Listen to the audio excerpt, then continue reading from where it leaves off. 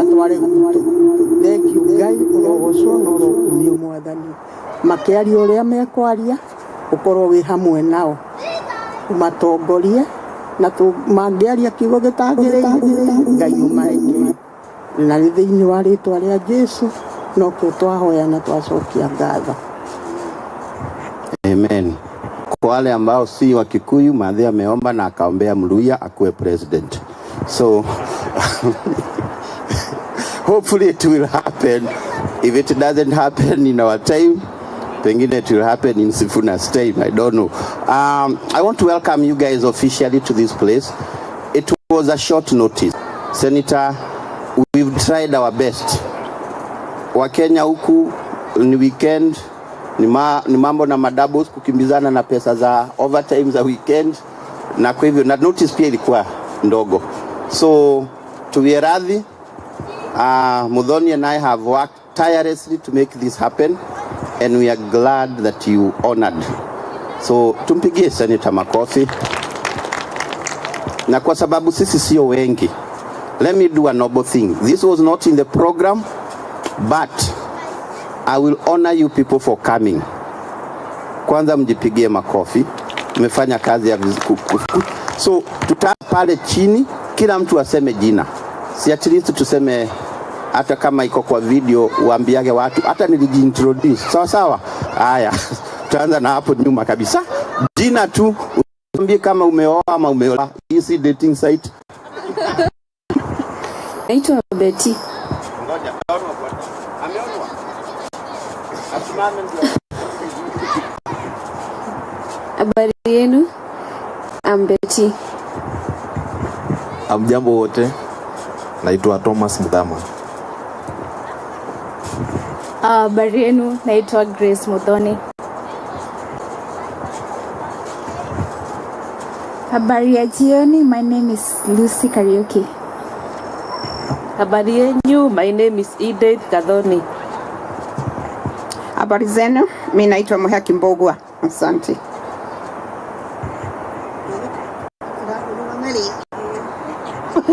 Habari nyinyi wote. Kwa majina ni Elizabeth Jerry ama Mama Muigai.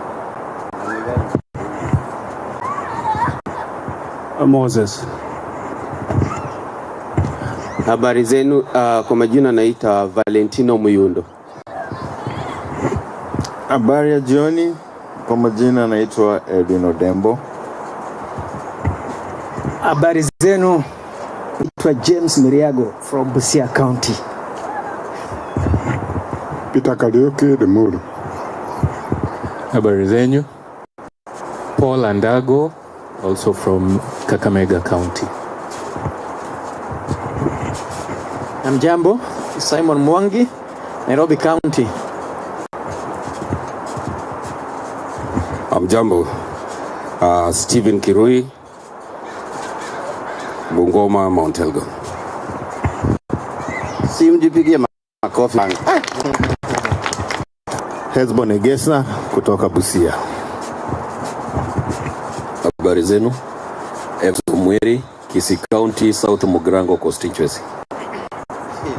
Mpaka village bwana. Habari zenu, majina ni Marion Woodward, Millennial. Habari wote, SG habari, mimi naitwa Isabella, wanasiasa wananiita Itwasi, na niko Kakamega County Assembly. I'm just visiting. Wewe ni MCA? Ay. Wapi makofi MC? Mwana wewe. Aki karibu.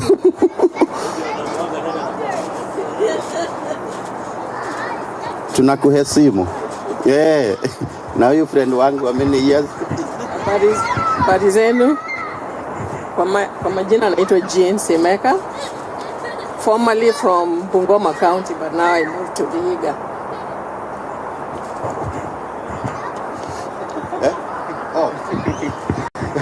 Amjanyote. Huyu ni Samuel Wasi. Hapa ni nyumbani.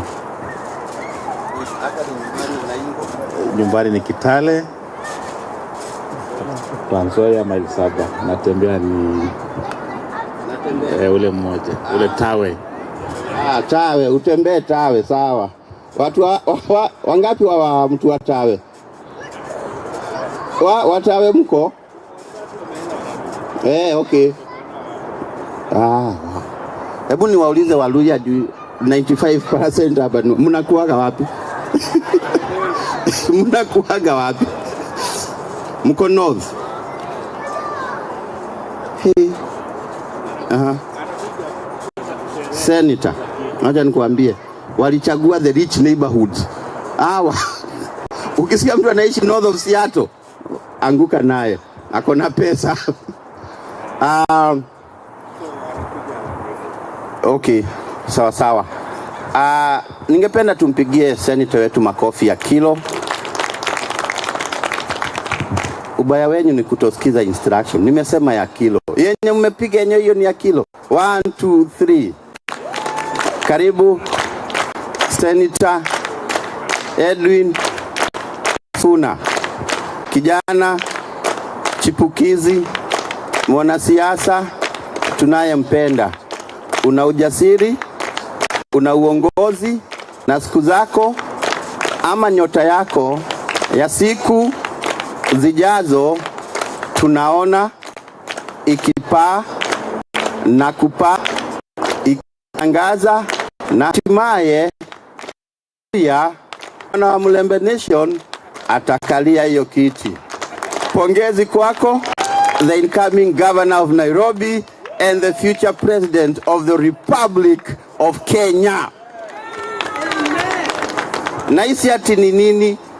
Ni unabii ukaokuja kutimia.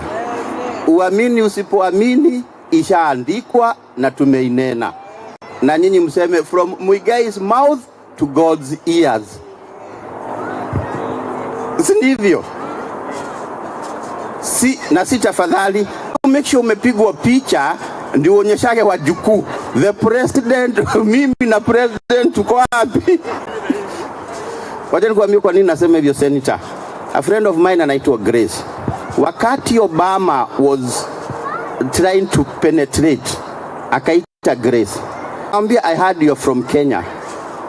I would want to meet with you. You tell me more about Kenya. Believe you me, Grace snobbed. Obama eventually became a senator and then a president. Do not despise people. You missed a good place to say amen. But do not despise. You never know what they will be tomorrow. Obama ended up being the most powerful man. Imagine Grace angekuwa if she never snobbed. Kwa hivyo hatuwezi kukusnob senator. We know God has a good plan for you. Umekuwa ukionyesha na kudhihirisha kwamba you're a true leader. Na napenda ujasiri wako. Juzi uliambia Gachagua, we are not friends. Na ungamwambia Waluya. Nani anaambia deputy president hivyo? Lakini Sifuna alimwambia to the eye, we are not friends. You know, hata hatujaikaribiana, na wenye tumekufuata tunaona nyota inapaa.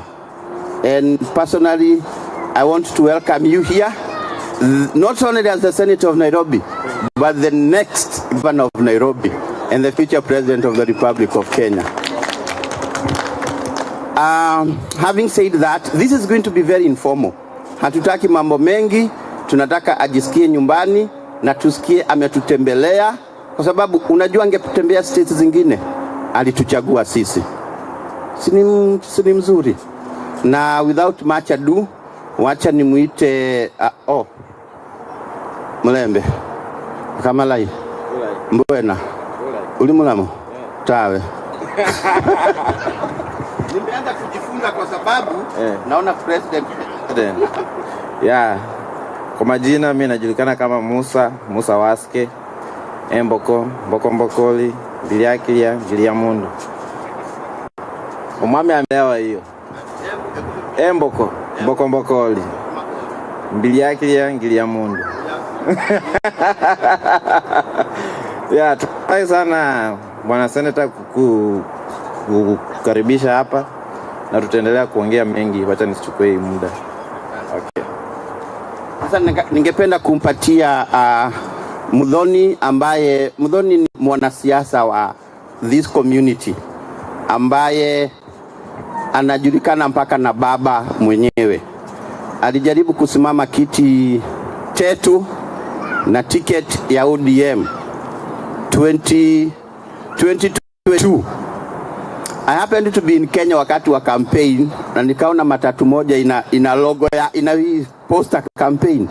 Nikampigia nikamwambia, "Hey, inaonekana ground umesha." Lakini venye aliaka pakajichora kama mtu sijuagi. Yeye mwenyewe atatuambia. Aliniambia baba alikuwa amempromise kiti.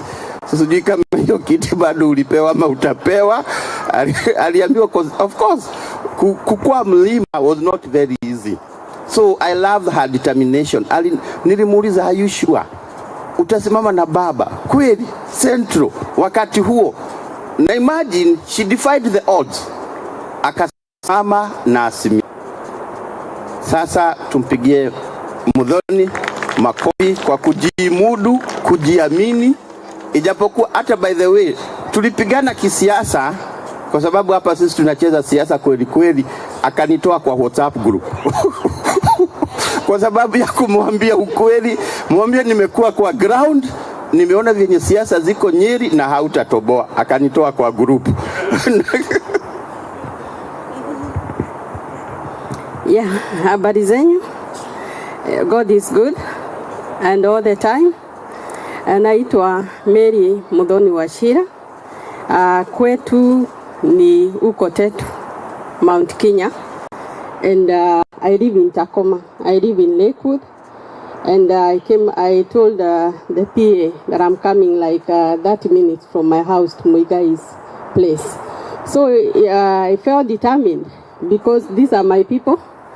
And I need to do something so that we have change in Kenya.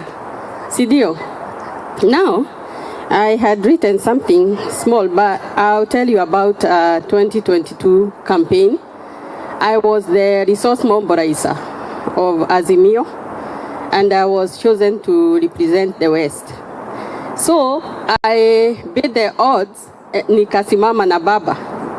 Watu wengi wakaniambia, unajua vile unafanya? Ni kama wale watu walikuwa wamesimama na baba wako na akili kidogo, si ndio? So you have seen what is happening in our country. And those are the things we are trying to teach people here. We were trying to tell people, no, these promises are too many, too many. They cannot be accomplished. Mtu ako na akili anajua hivyo. Lakini I got a ticket with PNU, but the problem was they said nilikuwa nimefanya campaign vizuri na wakaona maybe this lady is coming to change some things. So they told me I had not my biometrics. I had not updated the biometrics to the new system of voter registration. And I want to speak here, Senator Sifuna, about voter registration in diaspora. Because I was a victim. If they could have come earlier, because they came the time of COVID, maybe you could have done that, or you have another system to accommodate the diaspora people. So, karibu sana, Senator. We are ready to meet you and to hear from you. And I know you have beaten all odds. He's a fearless man, the best debater. I always watch him. I always listen to him. You make a lot of sense in the Senate. You know, you represent Wajiko. Kwenyu Wajiko anaitwa nani? Najera. You represent Wajiko very well. So, during that time we were doing campaign, we had some policy that we handed over to Baba, and I'm sure it is still there. And now that he's in government, he can implement some things. We had talked about having a diaspora bank, and I hope it's still in the process. I had the president talking about implementing the diaspora bond, but we don't want him to implement with another bank, central bank. We want our own bank. And what we were thinking, if all the money that we sent to Kenya goes through the diaspora bank, It's going to create employment, you see. And also, we are going to borrow from the same bank. And you people can buy not now the Treasury Board, but the Diaspora Board. We are also concerned about the reconstitution of the IEBC. We want it done as soon as possible. We know there are some people who have died, or they don't have somebody representing them, and it cannot take longer. We want it to be done immediately, and these people are waiting for that. I also are concerned about diaspora being represented in the IEBC by one representative. Ama nyinyi mnasemaje? Mnashangilia tuwakilishwe huko ndio tujue vile iko inafanyangwa, vile wanaiba, because people in the diaspora are not apt. So I think they are going to streamline things that are happening there, the bad things, of course. Now, you want diaspora representation. Baba had said very well, we could not be given the Ministry of Diaspora Affairs because it has to pass through some process. I think in the Senate or Bunge, we cannot have a ministry. That is why he told us, unless we have a State Department of Diaspora Affairs. And this is the secret. Diaspora cannot be represented because you cannot be represented because you are not on Kenyan soil. So that is the reason why I decided to run in Tetu. When I'm representing Tetu, I'll be representing diaspora also as a friend, so that now we bridge. Senator, I hear you guys talking about the remittances. These people can tell you there is more than remittances. CDO, remittances is just 3% or 1%. How watu wako na expertise? You go to Boeing, it's not the time of Macharia, janitors. You go to Boeing, these people are engineers. We have engineers, Kenyan engineers at Microsoft. We have people who are of higher rank in the healthcare. I was telling somebody, Rose out there, they have a cancer specialist who is a Kenyan, and others. So we want to, after we bridge, we want to have, if we have committees with those people who are out there, so that they know what is happening out here. We cannot do that without being represented and without having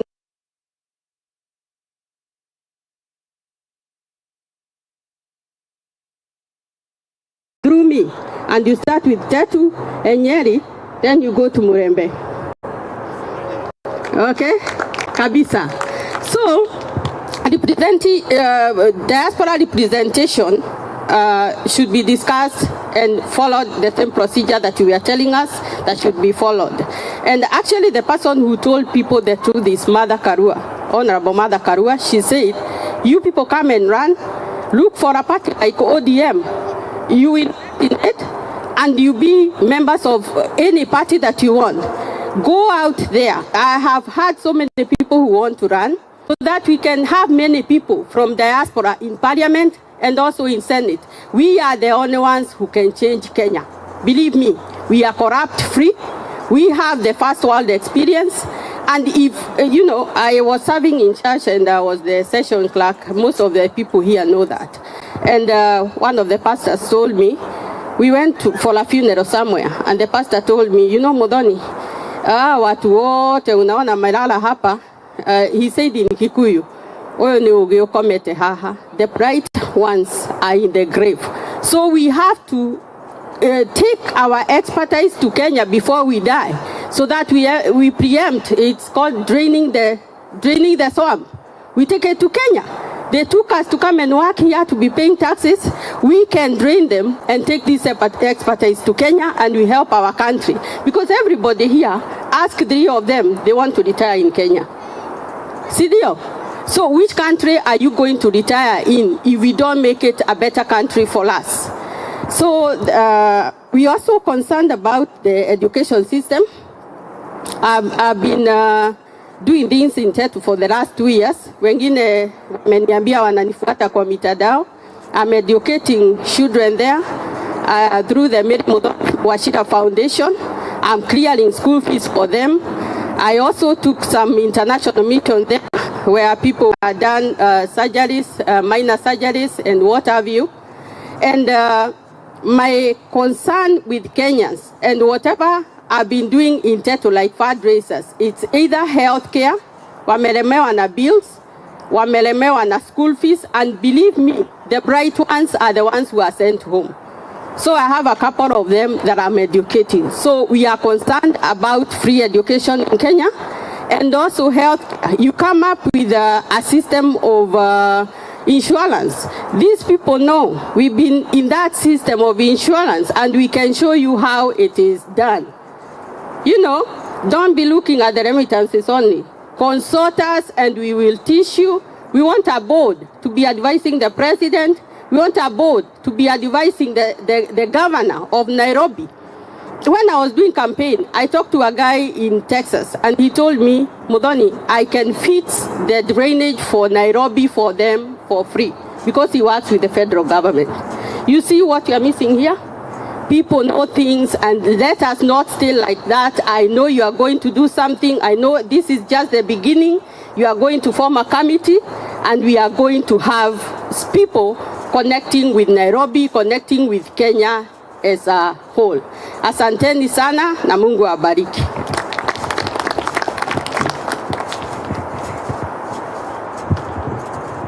Achaguliwe Tetu, asichaguliwe. Wangapi wanasema achaguliwe? Unaona una kura za diaspora. Ni asante kwa sababu ya kuwa mtu ambaye anatetea watu wa kwake. Obama alisema to be able to mobilize your community is to strengthen them for greater things. Na ninaamini as you mobilize your people, they will be great. And Senator Sifuna, tafadhali, continue to empower the young people. Because as you see, we've not been empowered enough to take over the leadership. We are having to fight it through very good means called kuwasalimia. Hopefully hautasalimika, umenusurika kwa sababu ya matendo yako mema. Ningekuwa nataka kumuita Omosha hapa lakini kwa sababu simuoni, wacha tumkaribishe SG wenu, SG wetu hapa kwenye community aweze kumkaribisha mheshimiwa ambaye atatunenea. Tunajaribu kuepuka giza, kwa hivyo atafanya machache. Bwana Yesu asifiwe. Bwana asifiwe. Yangu ni machache. Najua wa sister here, she's a politician. And unajua politician ukimpatia microphone mtakuwa mnapiga kura mkianzia hapa. Anyway, karibu, tumeshukuru. Yangu ni machache vile nimesema. Mimi ndio organizing secretary wa Waluhya hapa Washington. Bwana SG, last year we had a Mulembe Washington for 2 days. Mheshimiwa alikuja hapa, hata governor wa Kakamega, lakini alikuja after 2 weeks because that time the president alikuwa huko. We are planning to have another one next year in July. So tutakupatia calendar na mikakati nini na nini, tutakuambia what to do. Bila kwa mambo mengi ni kwamba nitaingia kwa kitu moja kabla ni kuintroduce mambo ya ID na passport za Kenya. Last year kulikuwa na applications that watu wali apply through the consulate. I think almost 80% wajaizipata. Ni kweli? Si kuna watu wajapata bado hizo passport na ID. So what we are asking you ni kwamba kama under the Ministry of Immigration watusaidie, kwa sababu consulate iko tu hapa na we understand even the consulate hajakuja, ana deputy hajakuja, so hakuna mtu kule. So most of the people have been calling and asking. The consulate, I think they nominated Chiloba. No. In LA. LA is only 2 hours from here. Chiloba. I think by now he hasn't come. Yeah. I communicated with him last week, he hasn't come. So we want to see if utatusaidia kwa hiyo mambo. Tuweze kuwa na vijana wetu wa renew passport zao na ID, si ndio? So bila kusema mengi tena ni kwa ile Ministry of Diaspora. Diaspora. Kenyans want to invest in Kenya. Let's create a very strong relationship between the diaspora na the government ya Kenya. Because like mtu amesema hapa, you know, if you tell somebody enda kwa so and so na meishi America, that is a genuine person. Atakuambia by just one word, go to so and so, atakusaidia kupata nyumba. Kama ameishi America ataitimiza. So what we want to do is this, between the government of Kenya and the diaspora, we want to create a very strong relationship with them. Aya, sasa nitakualika hapa kwa sababu giza naona haituruhusu. Karibu. Makofi. Asante, alikuwa amenipatia mic yangu. Wakenya wewe, baridi imewaingia, nimeendea hii hoodie yangu ya maana. Sababu baridi imenifikia. But first of all, nataka nichukue hii nafasi niseme asante sana Pastor Mugai kutukaribisha kwa boma yako. Na kutualika hapa kusema kwamba tunaweza kufanyia mkutano huu hapa. Hii kwa powerful kidogo. Halo, mnanisikia vizuri sasa? Nilikuwa namshukuru Mugai kwa kutukaribisha hapa kwake. I am extremely honored ya kwamba you have been able to put this together very quickly, and I want to apologize kwa sababu ya shortness of the notice. Sikuwa nataka niseme nakuja kama sija confirm ya kwamba nakuja. I am very proud to meet my countrymen huku Seattle. It is very far away from home.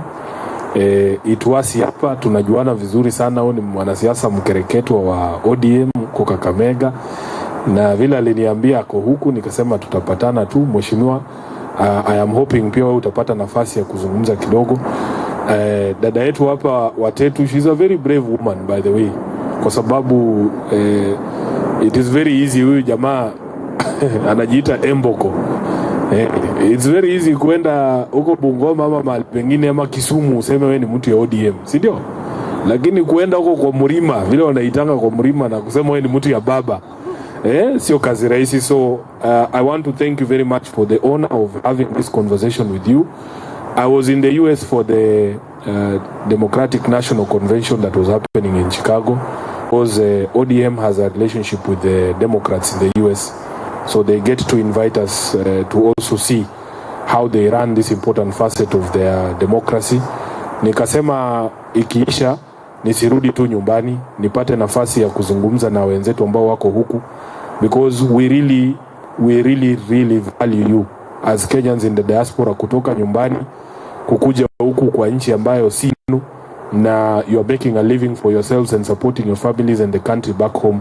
I just want to say on behalf of all Kenyans, asante sana for everything that you do in order to support your families back home and to support yourselves and to support your country.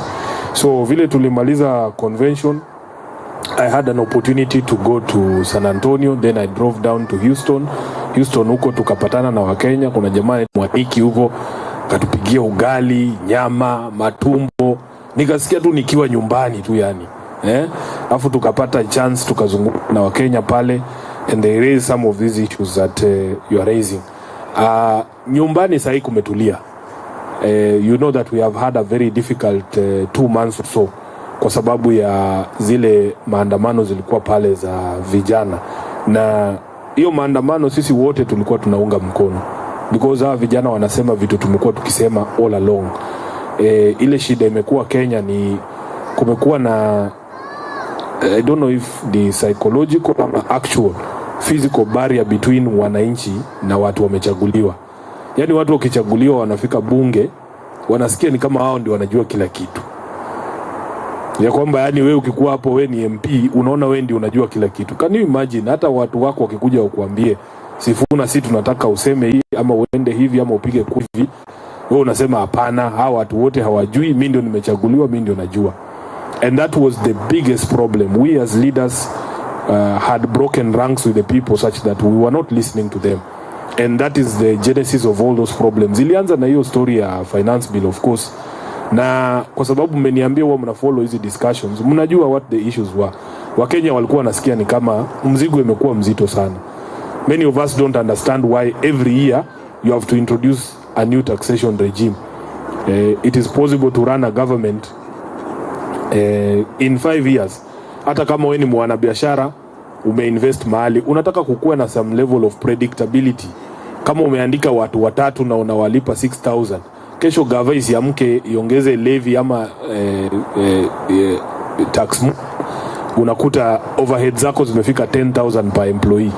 Unaona? So hata yani ile environment ya investment Kenya hakuna, kwa sababu there is nobody mwenye anaweza toa pesa yake hapa ati anakuja kutengeneza kiwanda, tuseme Amazon wanataka kufungua branch Nairobi, lakini taxation regime yetu haiko predictable. Leo income tax iko 10%, kesho inaenda 30%, corporate tax inatoka 20%, inaenda 30%. Mtu hawezi plan maisha yake. Hata vijana tu ukipata kazi, tuseme leo umekuandika kwa ofisi fulani, unajua vizuri net yako unapeleka nyumbani 30k per month, unahamia South B kwa nyumba unalipa sema 10k ama 15k, alafu next month finance bill inakuja inachukua another 15k kutoka kwa salary yako. Unajua uwezi panga life yako hivyo. So I think that was the genesis ya hii problem, but kulingana na vile viongozi walikuwa wanaongea, hiyo ndio iliongeza hata hasira ya wananchi, because unajua sasa kama watu wanalia na wewe unasimama unasema we will not change even a comma, unashindwa bwana boss. These are supposed to be our bosses, hatufai kuwaongelesha hivyo.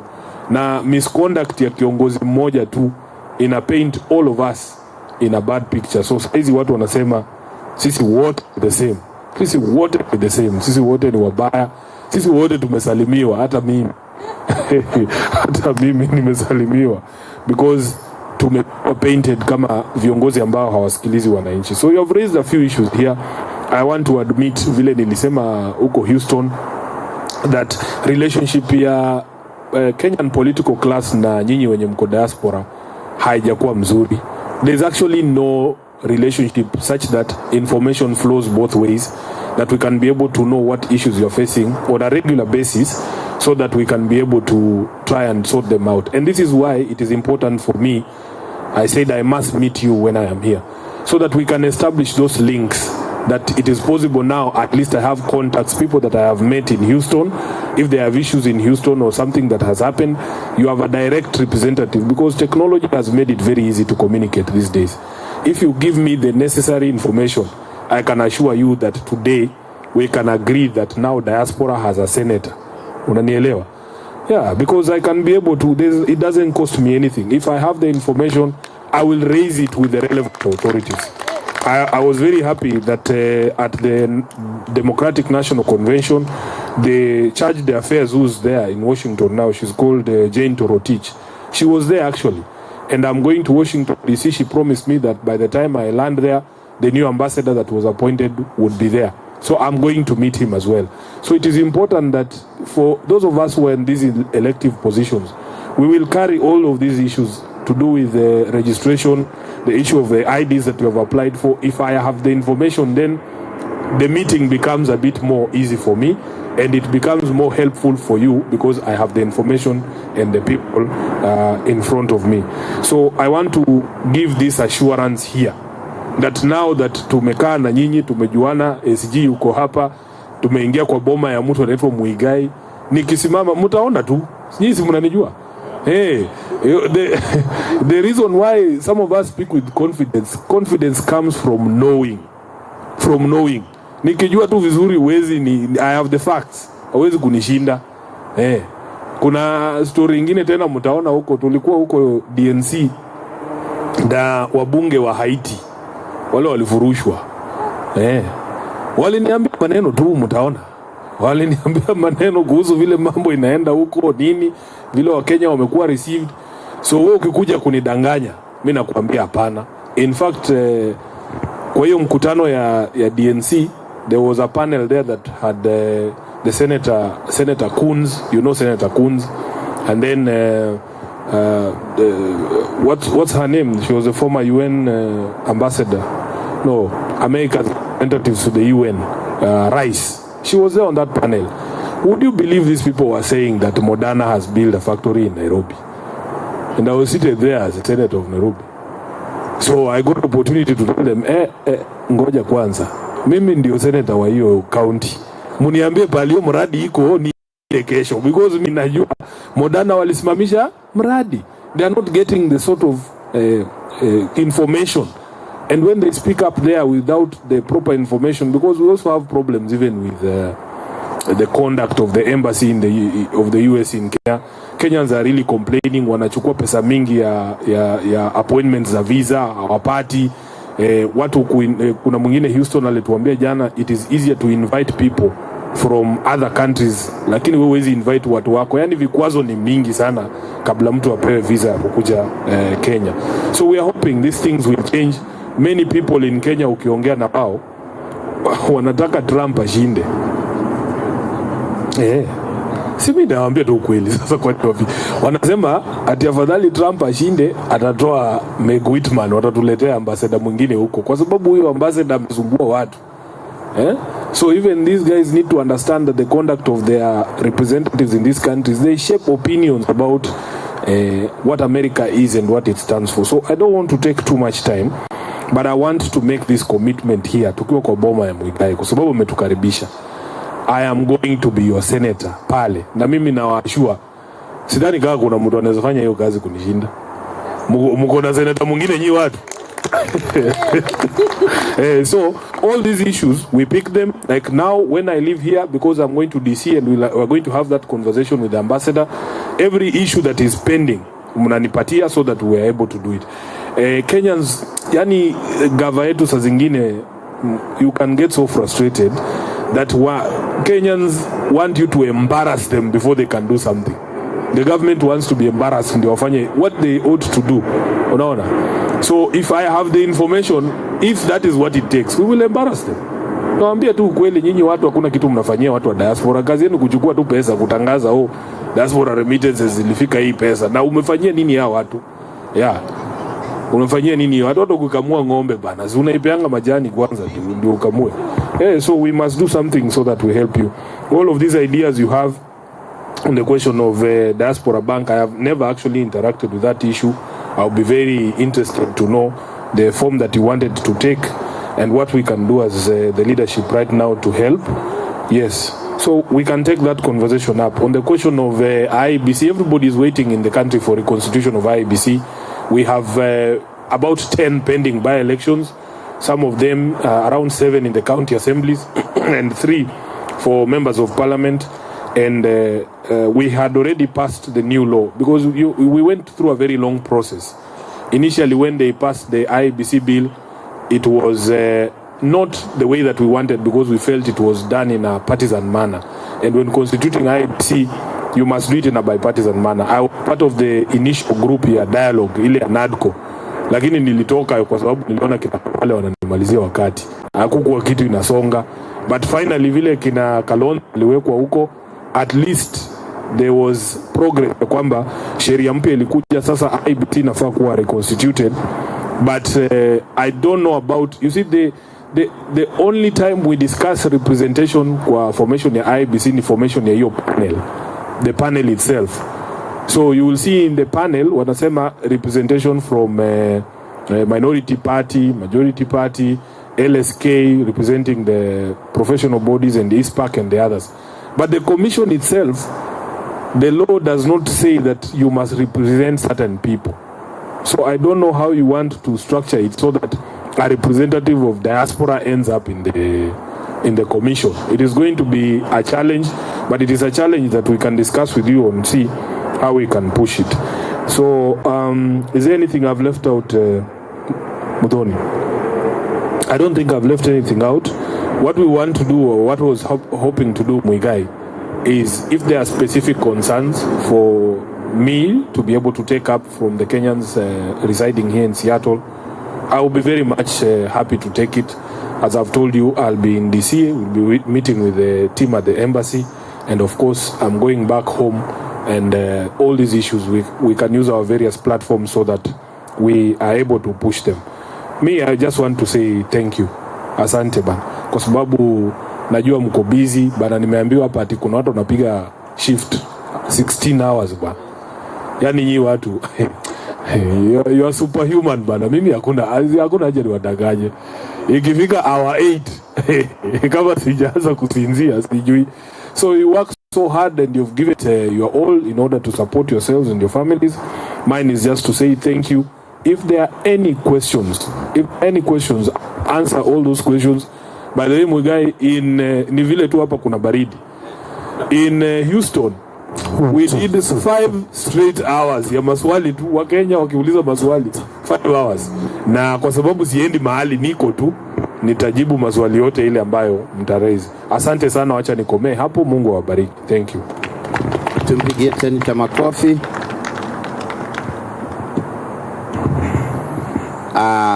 Obvious ukiona mikono juu, they're not surrendering.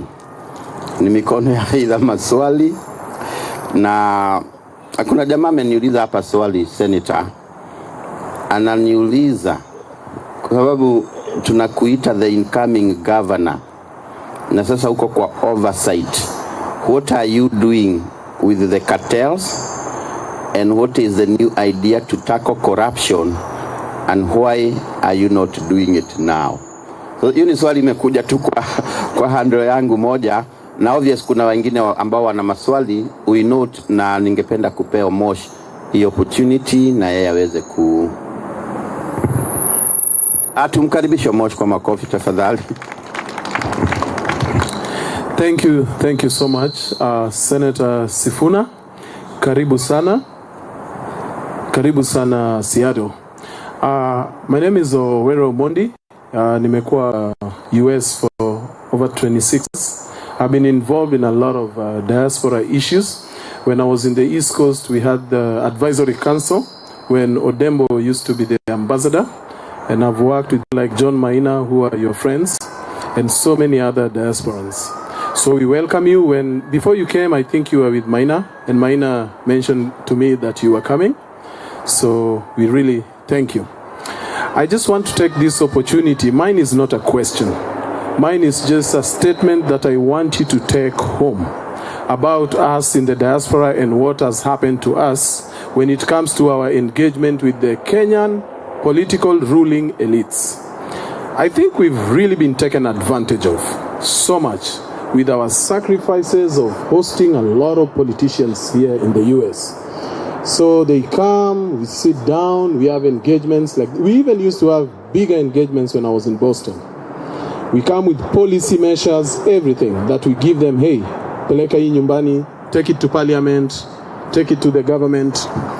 But what we've gotten back is just being ignored, you know. It got into a point whereby some of us who used to be very involved, we gave up and we decided, you know what, let's just lead our own lives and forget about this. So when I heard about you coming, I was like, wow, you know what? Let's engage with you because I've seen the kind of your politics and the kind of leadership that you espouse.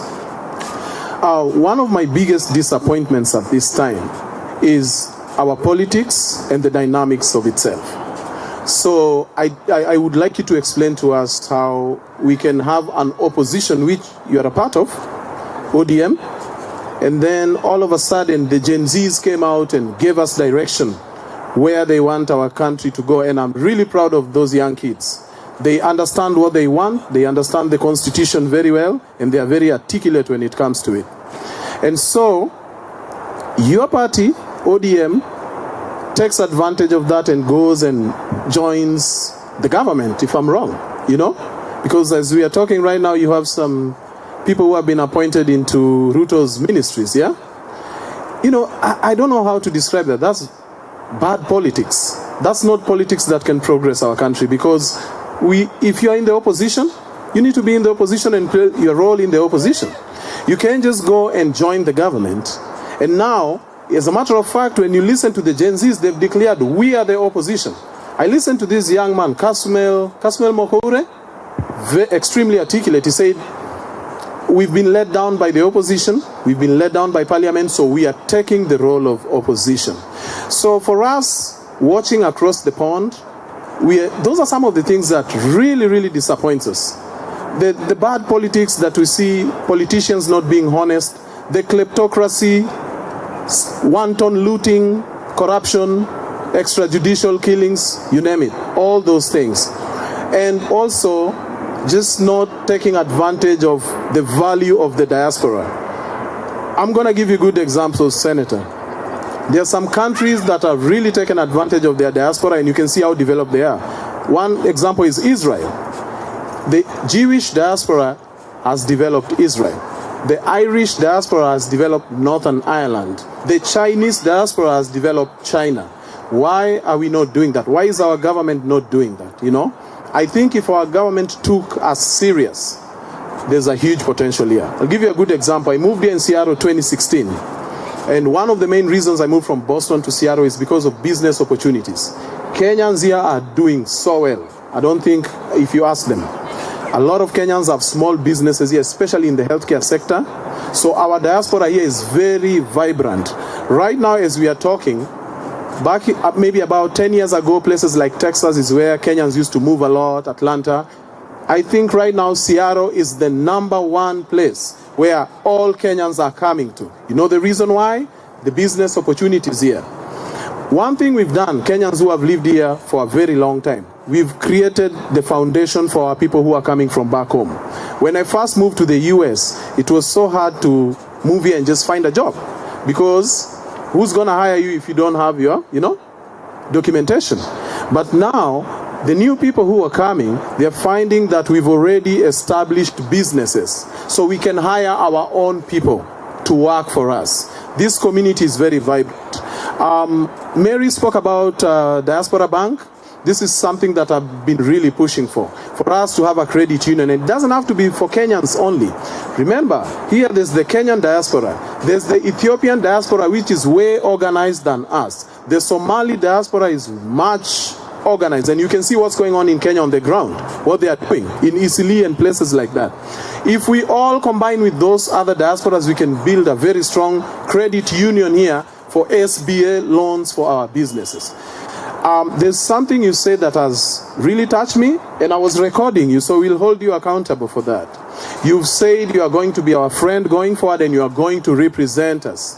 I hope you'll keep your word, because if we have someone like you who can go on that Senate floor and articulate our issues with seriousness, and also open a way where we can directly be in touch with you and start working together, then I can guarantee you something. You have an affluent constituency in the Kenyans in diaspora. Very affluent. These are people who can fund your campaign if you're honest, you are a good friend, and you articulate our issues the way we want, then why not? Okay? So mine was just a statement of disappointment with the ruling political elite in Kenya, and especially, I'll be very blunt, your boss, Raila Odinga, honestly, we are disappointed. We are very disappointed. As a matter of fact, right now, if you do a polling in the diaspora, most of these diasporans would be more embracing to invite the Gen Zs to come here than the Kenyan political ruling elite. But because you, honestly, we have a soft spot for you, because we've seen what you've been doing on the ground. So we would like even to invite you back. And if possible, you know what? Looking at young guys like you, why not? Maybe in future just join the Gen Zs and create something different and move out of that dirty politics. If a cartel like Maina Wanjigi can turn into an activist, how about Sifuna? Thank you. Let's appreciate Omosh. I know Senator amechukua hizo maswali na hizo concern na hizo comment, na nimesikia kwa fununu kwamba hapa nje kuna baridi. Tunaweza badilisha, uweke maswali yako, tupande huko juu kwa hall. Is that ataweka? Yeah. Is that okay with you guys, ama mnataka kukaa kwa baridi? Pia pana umbwa. Umbu, unajua umbwa ni mkubwa wa mbu. So tutahold maswali ama kabla lazima uulize kabla twende. Sawa. Uliza kisha tupande juu. Ama tupande juu